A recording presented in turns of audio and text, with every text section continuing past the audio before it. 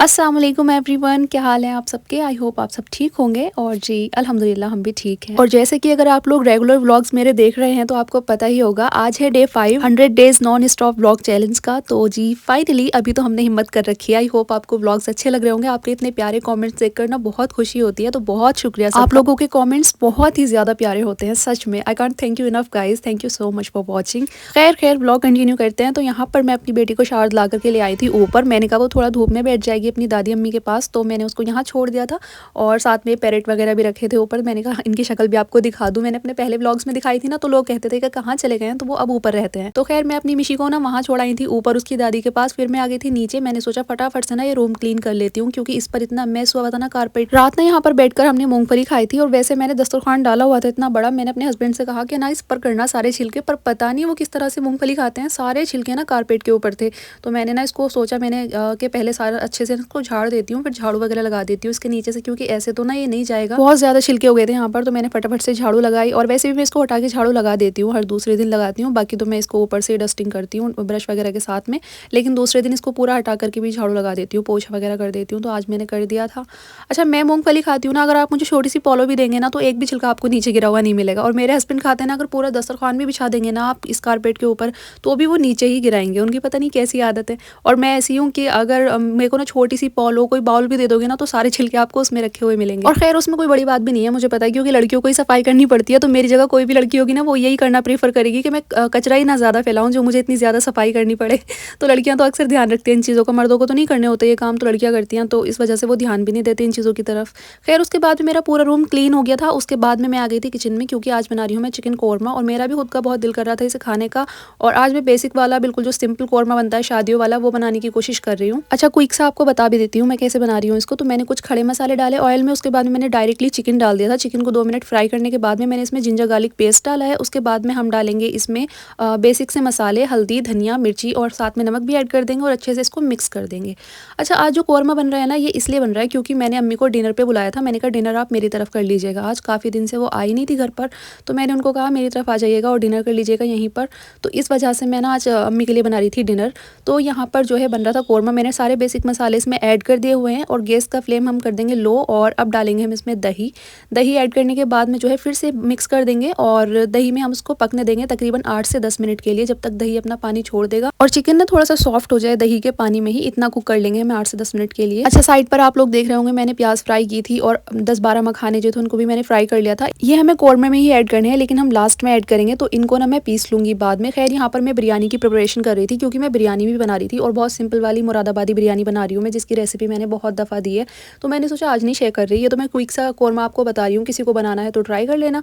उसके बाद में जी प्याज वगैरह और मखाने फ्राई जो किए थे, उनका मैंने पाउडर बना के इसमें डाल दिया। उसके बाद में एक मैंने खुशबू के लिए मसाला बनाया था, वो डाला। और अब मैं डाल रही हूँ इसमें बादाम और काजू, और थोड़ी सी मेरे पास में खसखस थी, उसका मैंने पेस्ट बना लिया था, तो वो ऐड कर दिया था। और खुशबू के मसाले में मैंने ऐड की थी दालचीनी और जायफल, जावित्री, और 2 बड़ी इलायची, 2 छोटी इलायची, ये चीज़ें ऐड करी थी। और बस उसको ढक करके 10 मिनट पका लिया था, और वो रेडी हो गया था। बहुत ही बेसिक सी चीज़ें मैं डालती होती हूँ। अच्छा, ये प्रॉपर शादी वाला कौरमा नहीं है, वैसे मुझे प्रॉपर शादी वाली कौरमे की रेसिपी भी पता है, वो एक सीक्रेट है। एक्चुअली जब मेरी शादी हुई थी ना, मैं आपको बताती हूँ, तो हमारे यहाँ पर जो कुक थे ना, उन्होंने जो है इंग्रेडिएंट्स लिखवाए थे चीज़ों के, जो हमें बनवाना था शादी में, जो मेन्यू में था। तो उसमें कौरमे की जो चीज़ें उन्होंने लिखवाई थी ना, कि आपको ये मंगाना है, मसाले वगैरह, तो मैंने ना वो नोट कर लिया था।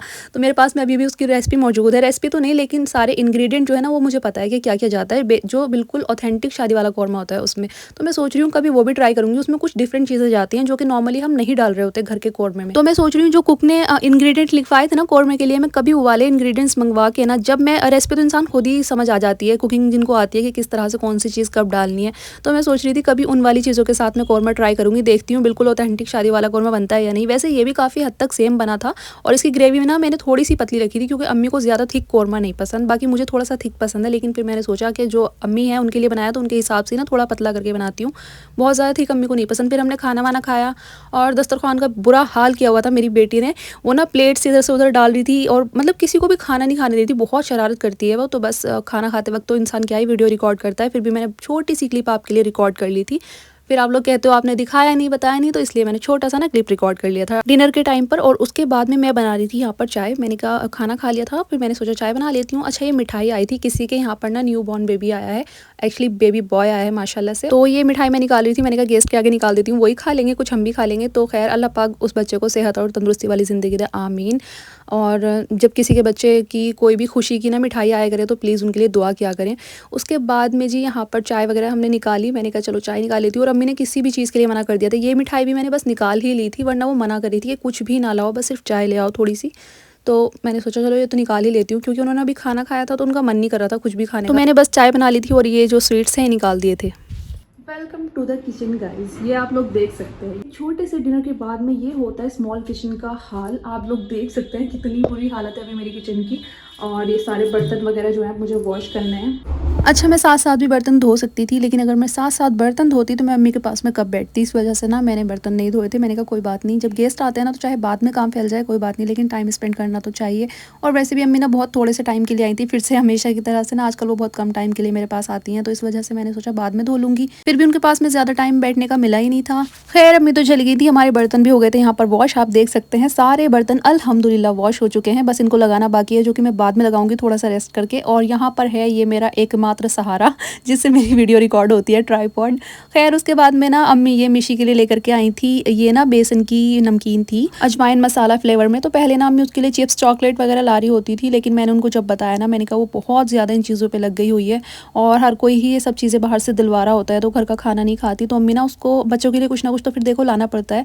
लेकिन खैर अल्हम्दुलिल्लाह अम्मी ऐसी कोई चीज़ नहीं लाई थी जो ज़्यादा बेकार हो। ये इतनी कोई ख़राब चीज़ नहीं है, फिर भी अगर देखा जाए तो बस ये सिंपल ना बेसन की नमकीन थी। तो मैंने कहा चलो ये अच्छी है, और उसने शौक से खा भी ली थी। फिर अम्मी लाई थी मेरे लिए गुड़ जैगरी, यहाँ पर आप देख सकते हैं, इसकी ज़रूरत पड़ती रहती है अक्सर। और अच्छा मिशीना इतनी कोई इन चीज़ों पे लग गई है, जो भी उसको बाहर लेके जाता है, उसके बाबा हैं और कोई भी ले जाता है तो बस चॉकलेट, ये टॉफ़ी, कैंडी, ये सब चीज़ें खिला देते हैं। मुझे ना बड़ी टेंशन होती है उसकी, इसलिए ना मैं कोशिश कर रही हूँ उसको ना खिलाऊँ। वैसे वो खाती बहुत कम क्वान्टिटी में है ये वाली चीज़ें, लेकिन फिर भी जितनी भी खा रही है ना मेरे लिए वो भी ज़्यादा है भाई, क्योंकि उसने घर का खाना ना बहुत कम कर दिया हुआ है। अच्छा, फिर यहाँ पर मेरे हस्बैंड ले आए थे मूंगफली, और ना मुझे मूंगफली इतनी ज़्यादा भुनी हुई पसंद है, ऐसे गोल्डन गोल्डन जिनके दाने होते हैं ना, मुझे वो अच्छी लगती है। मुझे वाइट वाइट दाने वाली मूंगफली नहीं अच्छी लगती, तो वो ना स्पेशली मेरे लिए भुनवा के लाए थे।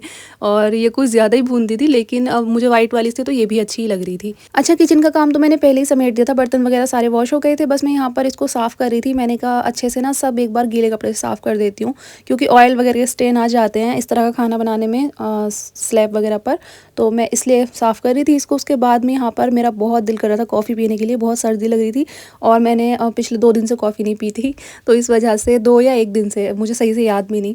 तो वैसे तो आप मेरे हर एक ब्लॉग में कॉफ़ी देखते होंगे, लेकिन कभी कभी मैं मिस कर देती हूँ। मैंने कहा डेली भी नहीं अच्छी, बट मुझे बहुत पसंद है, इस वजह से मैंने आज बना ली थी। मैंने कहा मन कर रहा है तो बना ही लेती हूँ, और ये रात का टाइम हो रहा था फिर भी मैंने कॉफ़ी बना के पी ली।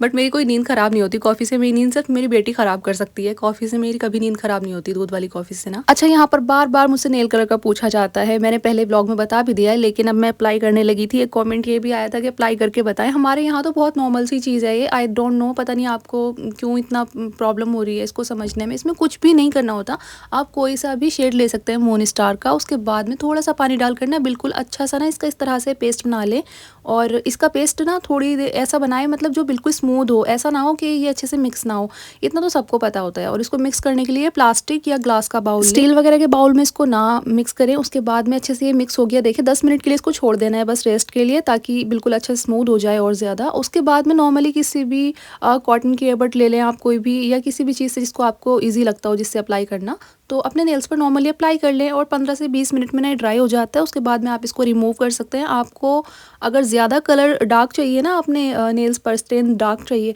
तो आप इसको 2-3 कोट करके अप्लाई कर ले। ये 15 से 20 दिन तक स्टे करता है, और वो डिपेंड करता है किसके हाथ पर मेहंदी या इस तरह की चीज़ें ज़्यादा चलती हैं, किसी के हाथ पर कम चलती हैं। तो बस मैं ये बताना चाह रही थी कि 2-3 कोट अप्लाई कर ले, बहुत प्यारा, बहुत डार्क कलर आता है, आप देख सकते हैं मैंने अप्लाई कर लिया अभी।